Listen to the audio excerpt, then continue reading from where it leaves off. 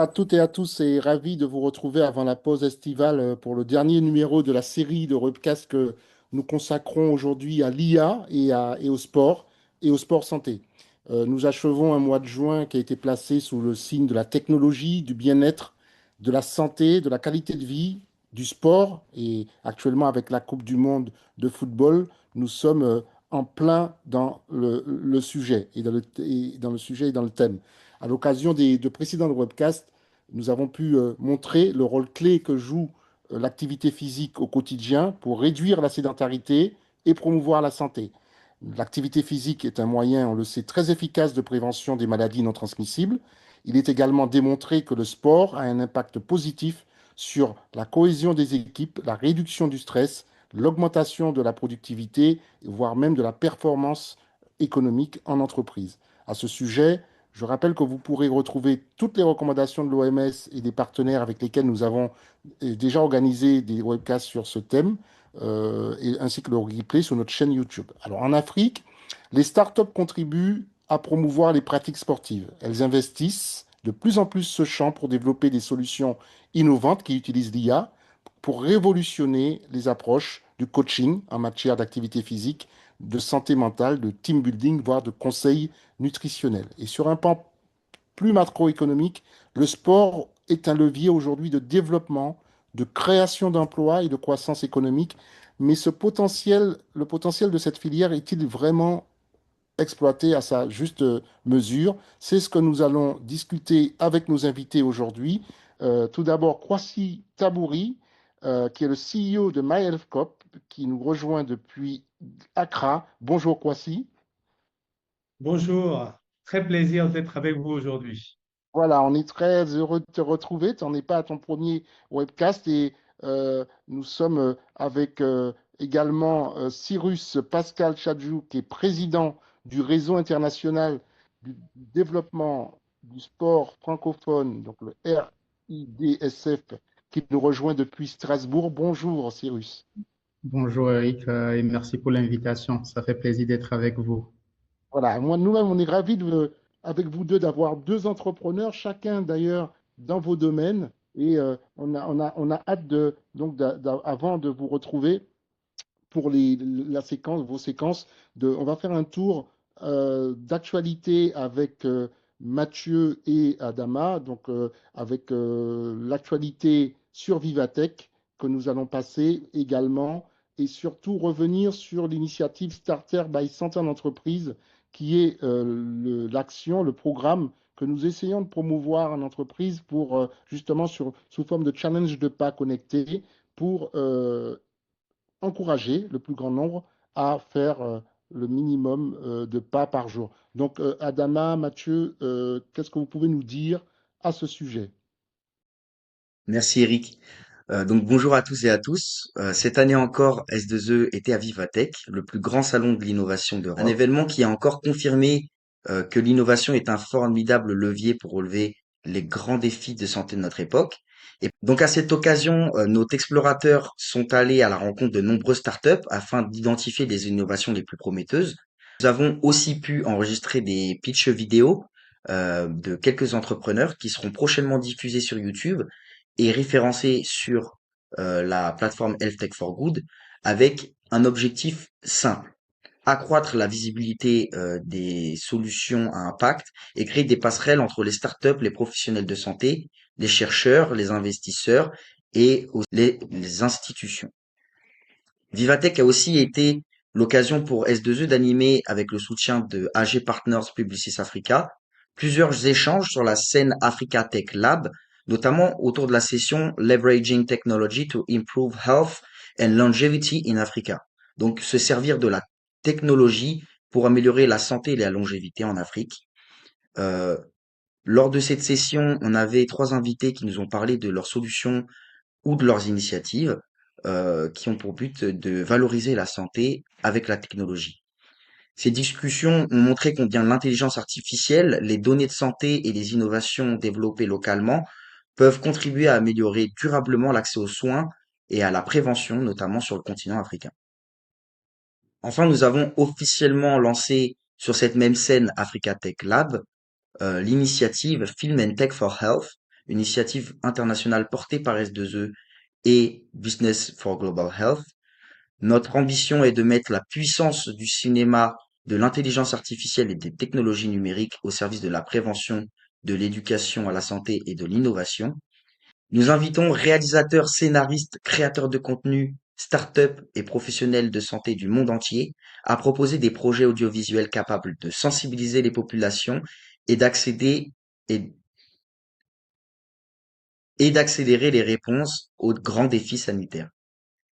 Les projets seront sélectionnés par un jury international et bénéficieront d'une visibilité lors des grands rendez-vous mondiaux consacrés à la santé, la technologie et au cinéma. Les projets seront sélectionnés par un jury international et bénéficieront d'une visibilité lors de grands rendez-vous consacrés à la santé, à la technologie et au cinéma en 2027. Les candidatures sont ouvertes jusqu'au 30 septembre 2026, donc n'hésitez pas à participer via la plateforme Health Tech for Good. Que jamais, nous sommes convaincus que les grandes innovations sont celles qui créent un impact concret pour les populations. Et c'est cette ambition qui guide l'ensemble des actions de S2E.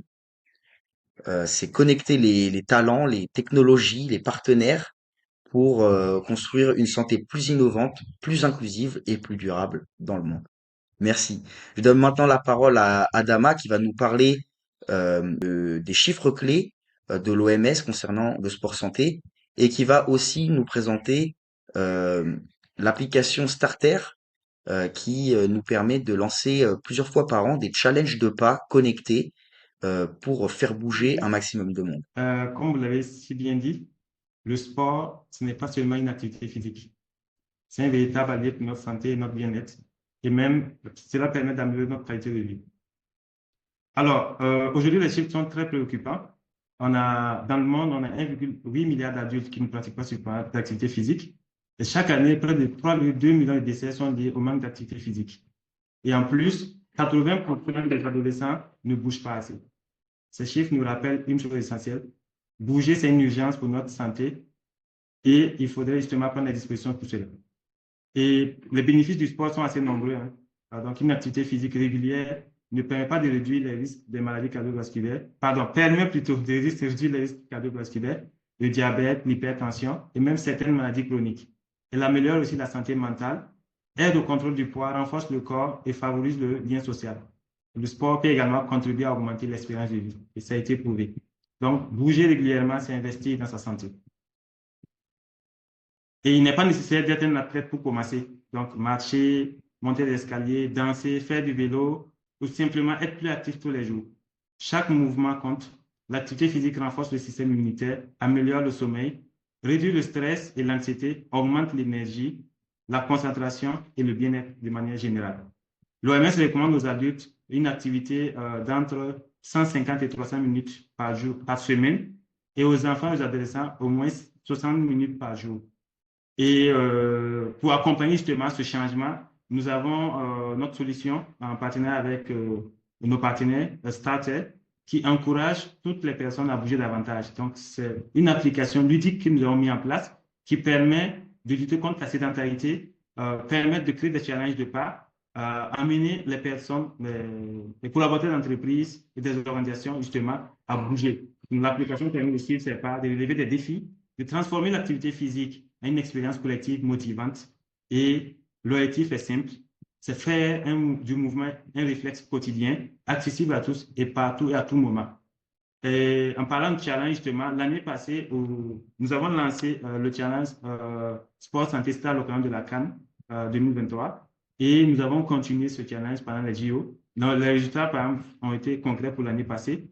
Donc, nous avons 14 jours de challenge avec 14 équipes en compétition avec plus de 800 inscrits. Et ce qui a été intéressant, c'est que nous avons parcouru ensemble 51 millions de pas à peu près.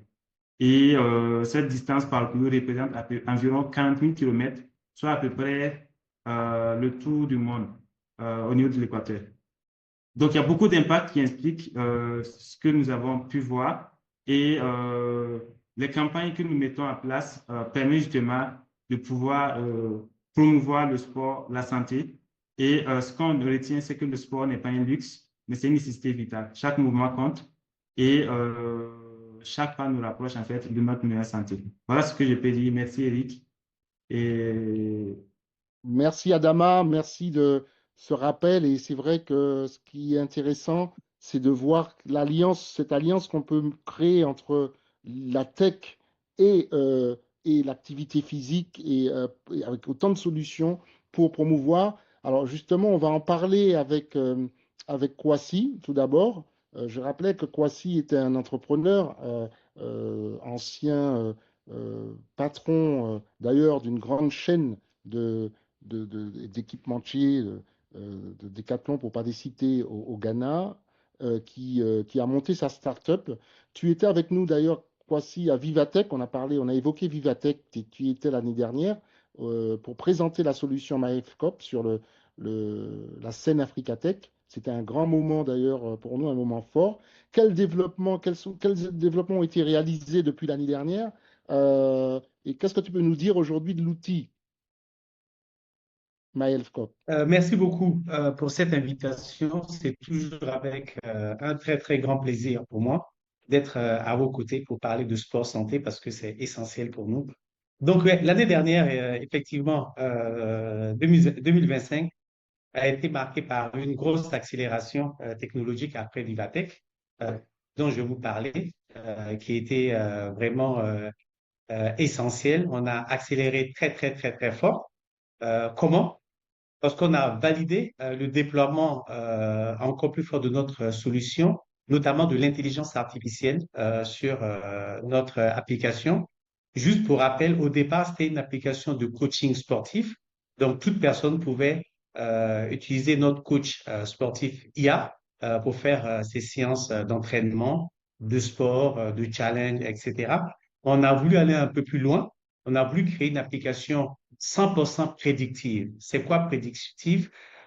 Aujourd'hui, ce qu'on veut que les gens sachent, c'est que quand ils se connectent sur notre solution, on veut tout de suite pouvoir connecter leur montre connectée, leur téléphone directement pour qu'on puisse récupérer toute la data qu'ils peuvent avoir pour qu'automatiquement l'application 21 jours d'avance puisse détecter un problème qu'on peut avoir sans le savoir tout simplement.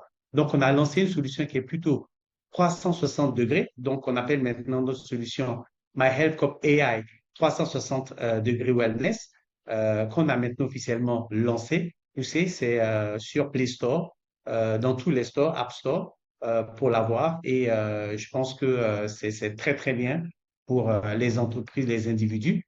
Il suffit juste de la downloader et vous pouvez avoir une solution prédictive pour mieux comprendre comment fonctionne son corps, etc. Donc, ce n'est que du coaching physique, LMF, tout simplement. Ça, c'est vraiment une rupture vraiment majeure, hein, enfin une innovation très, très intéressante. Et c'est l'utilisation de l'IA qui permet ce développement, qui Et permet de faire cette prédiction. il y a exactement, elle est 100% basée sur notre intelligence artificielle qu'on appelle Talisa. L'idée autour de ça est assez simple. Aujourd'hui, on sait que les gens bougent, ils marchent, mais ils ne savent pas exactement mesurer combien d'activités physiques ils ont fait. Et donc, notre solution maintenant ne mesure pas que l'activité physique. On mesure l'activité physique, bien évidemment, l'intensité, le mouvement, la dépense énergétique. On mesure le sommeil, qui est essentiel parce que ça fait partie aussi du bien-être. On mesure le stress au travail aussi et on mesure la récupération. Donc, ce sont ces quatre leviers qu'on a apportés. Et pour avoir ça, il suffit juste d'avoir une montre connectée et avoir son téléphone toujours sur soi, tout simplement. Donc, on récupère toute cette data-là et cette data, quand on la récupère, on comprend tout de suite le fonctionnement de la personne qu'on a en face de nous. C'est de là maintenant qu'on peut maintenant prédire le risque que vous avez à ne pas bouger assez, à ne pas marcher assez, à ne pas dormir assez. Donc, on analyse toutes ces données pour vous et ensuite, facilement derrière, on peut vous donner ce qu'il faut faire tout simplement. Donc, on vous donne des exercices, on vous donne des activités à faire en fonction de votre activité qu'on mesure maintenant, tout simplement. Donc, elle est vraiment prédictive. Euh, je dis toujours, c'est comme avoir un docteur dans sa poche directement. Et donc, justement, c'est quoi les plus d'une solution comme MyHealthCop par rapport à un coach classique? Donc, le gros avantage que la solution a maintenant, c'est que en mesurant l'activité globale de la personne, on a défini des niveaux de score. Donc, on n'a plus besoin de se poser une question si on fait bien ou pas. On a un score de 0 à 100, tout simplement, qui permet de voir comme une jauge si son activité physique est optimum ou pas. Quand on a 90, on sait que c'est très bien parce que c'est 90 sur 100 sur les 4 niveaux d'activité dont je parlais. Donc, aujourd'hui, juste avec son téléphone, on peut s'auto-contrôler et faire ce qu'on veut. Maintenant, le coach sportif reste aussi important dans notre solution. Pourquoi? Parce que quand on se connecte sur l'application, on peut toujours commander un coach sportif. Et quand on book le coach sportif comme Uber, quand on commande une voiture, juste pour faire un parallèle à ça, on peut partager ces données avec le coach sportif. Et là, le coach sportif doit avoir une meilleure ou une plus grande valeur ajoutée. Il n'est pas là seulement pour dire ce qu'il faut faire comme activité physique ou sport, puisque l'appli le donne. Il devient un vrai conseiller pour le client avec une vraie valeur ajoutée pour encore aider le client à aller plus loin. Parce que la technologie résout globalement toutes les solutions. Maintenant, si on n'a pas besoin d'un coach sportif, il n'y a pas de souci. L'application donne toute cette grandeur, cette valeur au client, puisque c'est un 360 degrés, on a tout sur place, mais le coach sportif peut être aussi une vraie valeur ajoutée en aidant, en orientant, en guidant pour ceux qui ont envie d'avoir ce contact humain. On le permet aussi via notre solution. Alors, tu l'as rappelé, Kwasi, cette solution elle est disponible sur toutes les plateformes les grandes plateformes de téléchargement.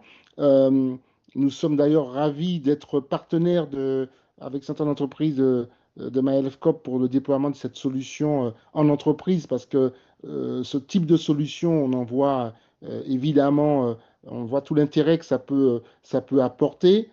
Profitons de ce webcast peut-être pour envoyer les messages à nos réseaux, à nos partenaires qui nous écoutent, qui seraient intéressés. Je pense qu'il y a quelque chose à faire aussi, bien sûr, en dehors de l'Afrique. Ce sujet du sport santé concerne, je pense, tout le monde, tous les pays. On va, sans plus tarder, se tourner vers Cyrus, qui va nous présenter, donc on l'a dit, c'est l'initiative. Avant toute chose, en quelques mots, est-ce que tu peux justement nous présenter le réseau international du développement du sport francophone et ses missions? Oui, sûrement. Merci beaucoup encore une fois pour l'invitation. Cyrus Pascal Tchadjou, le président du réseau international de développement du sport francophone. Et pour présenter le RIDSEF, c'est le réseau qui permet à développer le sport dans la francophonie, plus précisément en Afrique. Aujourd'hui, nous sommes sur 3 grandes thématiques. Dans un premier temps, l'organisation des compétitions internationales, locales et aussi pour des compétitions dans la sous-région. Dans un deuxième temps, nous accompagnons les jeunes sportifs dans le leadership, pour ceux qui veulent entreprendre, parce qu'il y a beaucoup qui veulent entreprendre, mais ne savent pas exactement ce qu'il faut faire, quand le faire, comment le faire, et ne connaissent même pas les différents dispositifs au fait, qui existent. Donc, c'est notre deuxième mission.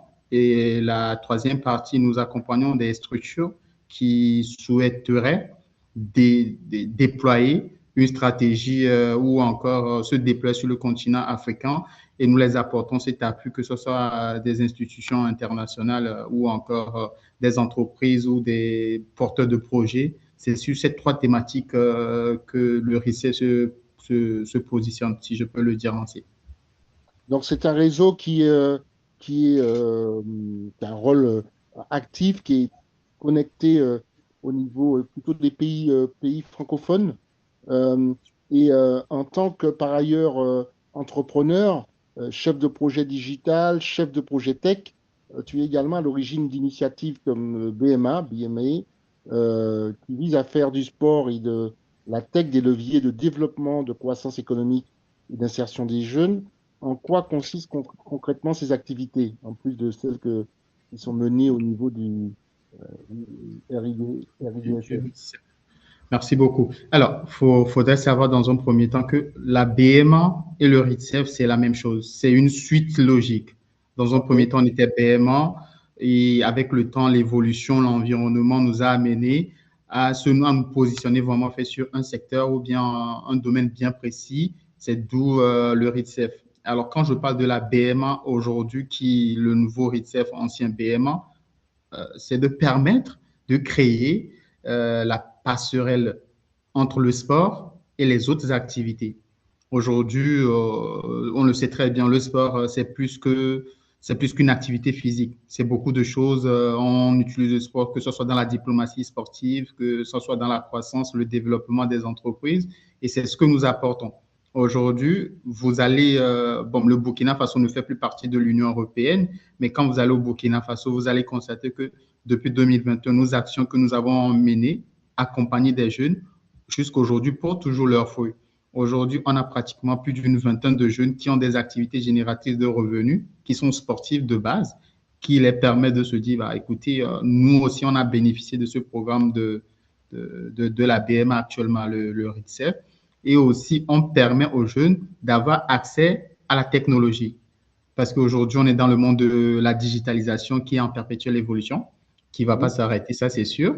Donc, du coup, c'est de permettre à ces jeunes qui n'ont pas la possibilité ou qui ne connaissent pas vraiment le bien fondé ou comment avoir accès à ces différents outils digitaux, de pouvoir se positionner avec nos programmes d'accompagnement que nous faisons et de permettre à ce qu'ils puissent aussi se développer. Et la BMA est en train de faire un grand travail de fond et aussi de forme. Aujourd'hui, vous avez fait la présentation, c'était très bien votre présentation déjà. Il y a de la donnée, il y a des indicateurs, il y a des chiffres clés. Et aujourd'hui, quand on va dans le domaine du sport fait en Afrique, c'est des choses qui manquent. Vous ne savez pas combien de terrains il existe, combien de terrains à rénover. En termes de basketball, sport, football, il y a beaucoup de choses qu'il y a à faire et nous sommes en train de nous positionner sur la cartographie du sport dans la francophonie. Quand on vient par exemple au Togo, combien de joueurs de basketball nous avons, combien sont licenciés, combien veulent continuer leurs études à l'étranger, combien veulent au fait continuer voilà, leurs études peut-être aux États-Unis, qui sont ceux qui sont en train de faire le basketball juste pour le loisir, qui sont ceux qui veulent faire du basketball leur métier d'avenir. Il y a tout ce panoplie d'environnement qui n'est pas vraiment maîtrisé et c'est ce que nous apportons aujourd'hui avec nos différents projets et nous serons en capacité de lancer une application d'ici le mois de novembre qui permet à ce que toute personne dans la francophonie ou bien nos différents partenaires, que ce soit des projets, que ce soit des événements sportifs, que ce soit des événements liés, que ce soit sport santé, sport études et autres, il y a tout qui est centralisé dans une même application. Il y a la version application, il y a la version aussi mobile qui permet à ce qu'on puisse avoir une vision bien claire et de se dire aujourd'hui, avec le sport, dans un premier temps, nous avons ces genres de données qui nous permettent d'aller plus loin. Nous avons ces genres de données qui nous permettent d'évaluer l'évolution des jeunes en termes de basketball, en termes de sport, en termes de football, pardon.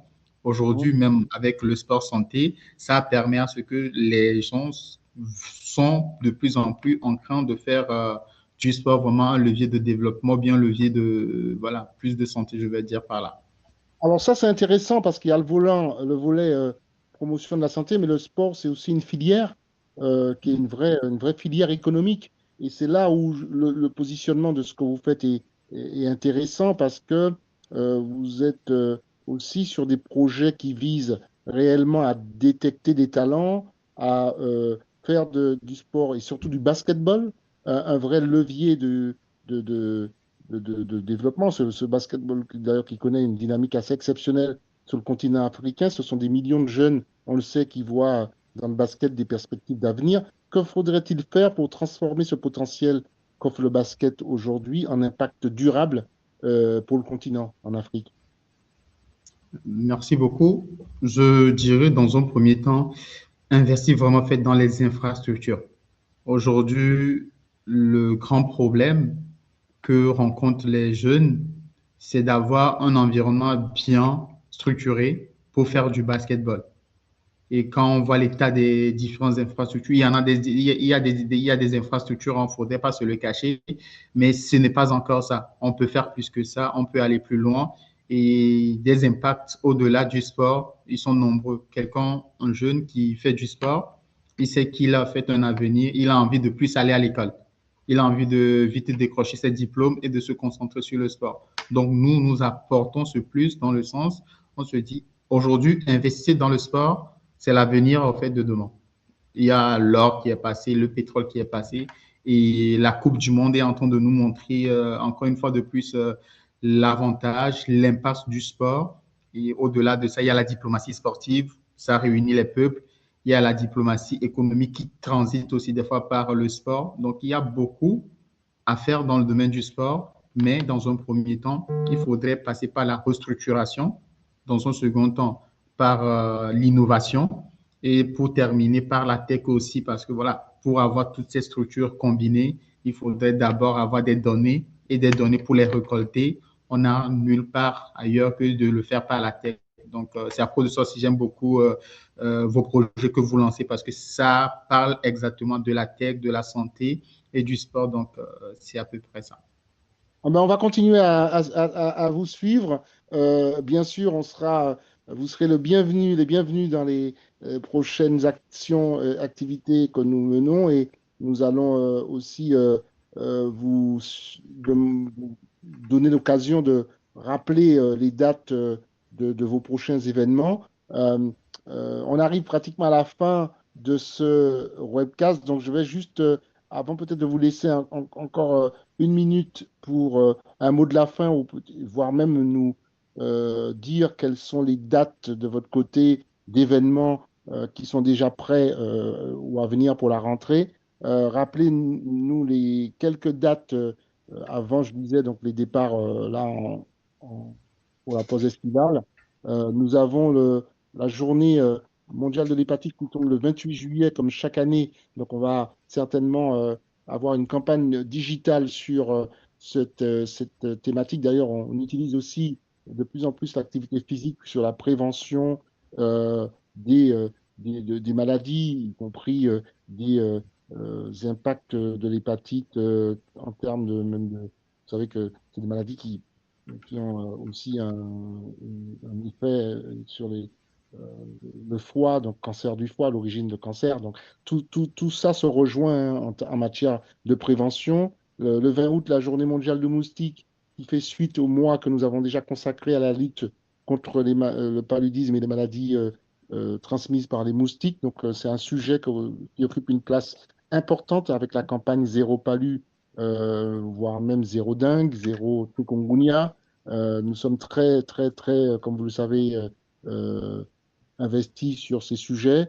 Journée mondiale des premiers secours le 12 septembre. Donc là aussi, une thématique qui nous occupe avec des coachs de plus en plus, hein, des réseaux formés aux premiers secours, aux gestes de premiers secours pour sauver des vies. Quelquefois, savoir manier un défibrillateur, savoir faire les premiers gestes, eh ben voilà, ça sauve des vies. Il n'y a pas besoin d'être pour cela des, des médecins. Par contre, il faut une formation et ces formations existent d'ailleurs dans beaucoup d'endroits en France. On aimerait beaucoup en Afrique et également en Outre-mer de plus en plus promouvoir ces activités, ces formations. Enfin, la fête nationale du sport qui sera le 14 septembre. Donc déjà, retenez cette date puisque ça va être assez vite après la rentrée pour certainement des activités à venir dont on va vous préciser les dates plus tard. Donc on arrive maintenant au mot de la fin. Je ne sais pas si Kwasi nous a rejoint entre-temps pour son mot de la fin. Il fera dans tous les cas. Mais on va te laisser aussi donc maintenant le temps, Pascal, de nous dire en 1 minute un message ou une information que tu souhaiterais passer avant qu'on conclue. Ok, merci beaucoup pour encore cette opportunité que vous nous donnez. Un mot de la fin, je dirais, on fait appel à toutes ces personnes de bonne volonté, à tous ces partenaires qui voient dans le sport le développement qui voient dans le sport investissent dans les jeunes, qui voient dans le sport la diplomatie sportive, de se joindre à nous. On est en train de faire beaucoup de choses. Ensemble, on ira encore plus loin. Et si je dois parler des dates, dans un premier temps, le 15 juillet, c'est le lancement officiel de la deuxième édition de la Ligue francophone de basketball, qui sera à sa deuxième édition au mois de janvier 2027. Ça se déroule du 11 au 16 janvier 2027. Et dans cette édition de la Ligue francophone, la deuxième édition, on a aussi le Forum international de développement du sport francophone. On espère vous avoir de notre côté. Ça se déroule toujours à Lomé, au Togo, qui va rassembler les acteurs du sport, que ce soit sport santé, sport développement, sport business, sport diplomatie. Le 27 au 28 novembre, on a un forum des jeunes pour le sport développement. Et pour terminer, normalement, ce sera Strasbourg ou bien non, ce sera plutôt fait au Togo. On a une session au Togo et aussi une session qui est en cours de préparation en Côte d'Ivoire, dans les 5 pays que nous avons nos activités. OK. Oui. Donc ça, c'est des dates à retenir. On pourra toujours les relayer aussi et les repartager sur via nos réseaux sociaux. Donc notez bien ces dates qu'on va retrouver sur le replay. Et puis, donc à tous, on va vous souhaiter de bonnes vacances, hein. C'est le moment aussi où il faudra se ressourcer, se reposer pour revenir encore plus motivé, plus en forme à la rentrée. Donc, d'ici, prenez soin de vous et on vous dit à très bientôt. Merci à tous les Yes. deux encore et puis à très vite. Au revoir.